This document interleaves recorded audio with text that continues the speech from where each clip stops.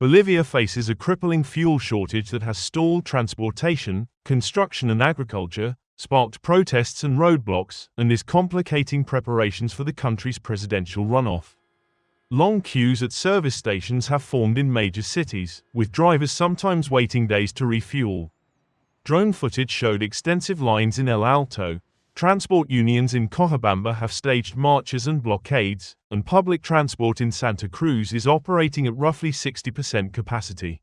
Around 600 tankers reportedly awaited authorization for days at the Palmasola refinery in Santa Cruz, holding an estimated 20 million liters, enough for 6 to 8 days of national supply, while state oil firm YPFB attributed unloading delays to outstanding payments to suppliers. Industry leaders warn of severe and growing damage.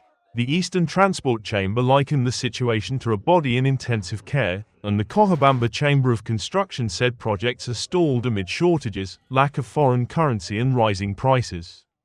The Eastern Agricultural Chamber described conditions as unsustainable, warning agriculture risked passing a point of no return. The crisis has intensified political tensions ahead of the runoff between right-wing former President Jorge Tuto Quiroga and center-right former Mayor Rodrigo Paz, which will mark a shift after 2 decades of leftist rule.